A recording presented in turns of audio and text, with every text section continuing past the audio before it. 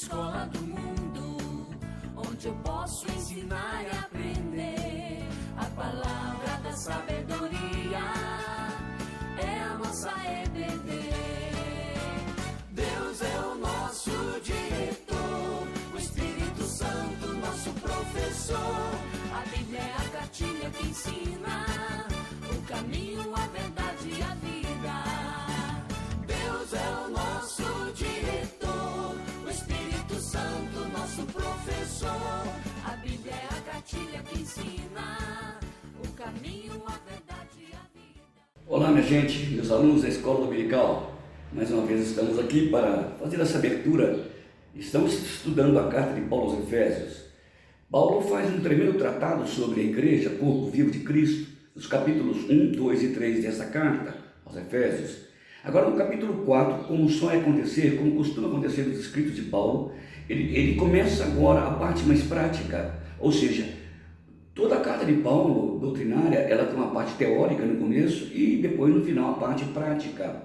Ou seja, no capítulo 4, ele está dizendo como é que nós vamos fazer com aquilo que Deus fez por nós. Como é que nós vamos dar a dinâmica da obra de Cristo lá na eternidade, o chamado na eternidade da igreja. Paulo diz aqui: rogo-vos, pois, irmãos, como prisioneiros do Senhor, que andeis de modo digno, versículo 1, da vocação a que fosse chamados, com toda humildade e mansidão, com longanimidade, suportando-vos uns aos outros. E agora, versículo 3, esforçando-vos diligentemente por preservar a unidade do Espírito no vínculo da paz. Como que a igreja deve se comportar dentro da igreja? Nesses tempos de polarização, nesses tempos em que a gente trata de um monte de coisas, e é importante que haja os contrapontos também para o amadurecimento, mas nós devemos fazer isso com longanimidade e amor. E mais, esforçando-vos diligentemente por preservar a unidade do Espírito no vínculo da paz. Olha, Paulo está dizendo que nós temos uma liga, nós temos uma cola que vincula uns aos outros como igreja, que é a paz de Cristo. E para a gente fazer isso, nós temos que nos esforçar diligentemente. Eu convivo com gente de todos os matizes filosóficos, na igreja mesmo, políticos ou até teológicos, algumas diferenças teológicas. Imagina se cada uma dessas pequenas diferenças eu criasse um muro, criasse um outro muro. Eu ia ficar exilado, isolado. Eu já não mais teria no futuro ninguém com quem conversar. Há pessoas que são assim, que morrem sozinhas, mesmo dentro do corpo, porque não dá para conversar. Eles não se esforçam diligentemente para manter o vínculo. O vínculo. Fala que vínculo não é vínculo social, não, embora também o seja, mas vínculo espiritual. Porque Paulo está falando nos 3 capítulos que nós somos um corpo. Você imagina se nós tivermos um pensamento que se torna como uma doença autoimune. Isto é, aquilo que deveria trazer saúde para a gente, nós vamos matar. A doença autoimune é exatamente isso. O problema é que muitas vezes nós somos autoimunes na igreja. Aquilo que é maior, que é a unidade do corpo, a gente mata por outras coisas menores. Paulo está dizendo aqui: esforçando-vos diligentemente por preservar a unidade do Espírito. A igreja tem o poder de quebrar a unidade do Espírito. Você já imaginou isso?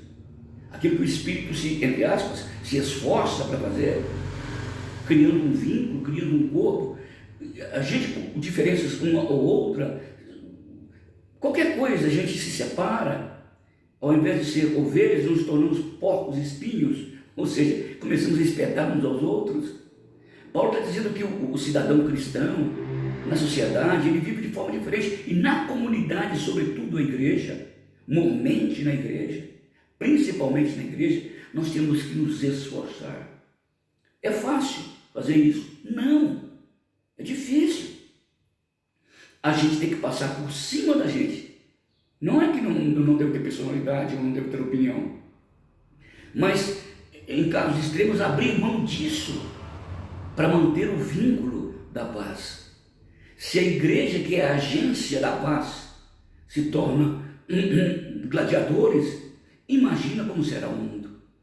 Por isso que Paulo está dizendo que nós, como cidadãos, nós como cristãos, como corpo vivo de Cristo, devemos nos manter firmes para que a igreja viva em paz, esforçando-nos diligentemente, cuidadosamente, com consciência daquilo que muitas vezes nós estamos perdendo. Lembra que eu falei domingo passado sobre a mansidão?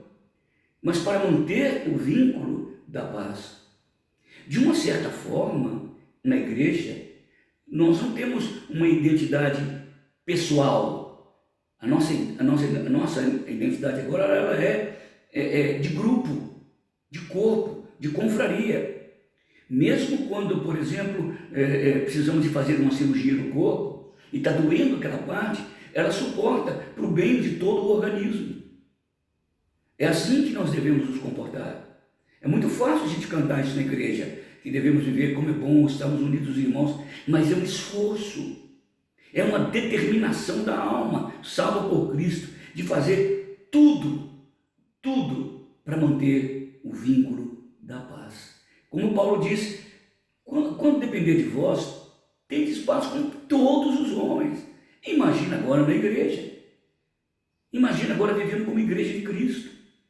Devemos ser muito mais diligentes, mais cuidadosos, mais amorosos, mais longânimos, mais pacientes. É isso que Paulo está dizendo agora nessa carta. Com toda humildade, mansidão, com longanimidade, suportando-vos uns aos outros em amor. Nota que aqui no versículo 2 ele fala de amor e no versículo 3 ele fala da paz. Porque são atributos dados por Deus à igreja de Cristo. É uma igreja que exala amor, é uma igreja que luta pela paz. Não um pacifismo vazio, não, um esforço pessoal, uma luta interna pessoal para manter o vínculo da paz. Na igreja nós temos que ser pontes e nunca muros.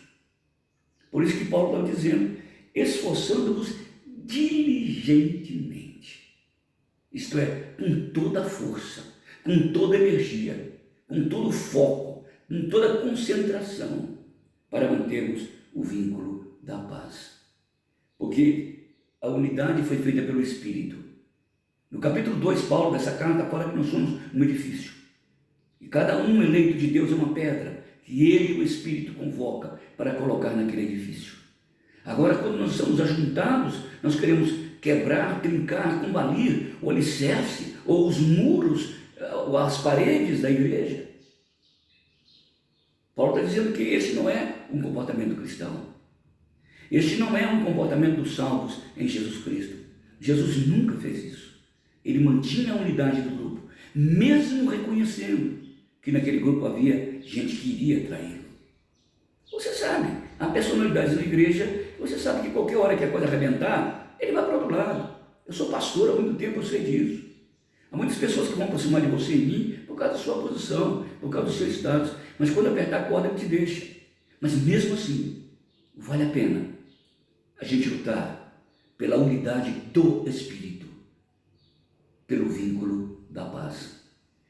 Meus amigos, que Deus nos abençoe nesses dias difíceis, dias de extremos, do século do extremo, o ano do extremo, a gente possa ser uma ponte e nunca muro, esforçando-nos diligentemente por preservar a unidade do Espírito no vínculo da paz.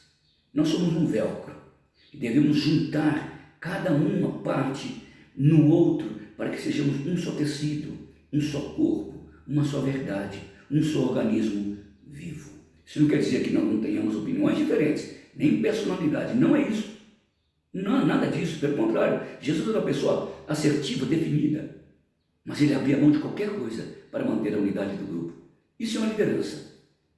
Os presbíteros devem ser assim, o pastor deve ser assim, os diáconos devem ser assim, os líderes da igreja, os membros da igreja. A igreja deve ser um corpo vivo, linkado pelo amor de Cristo, buscando o vínculo da paz.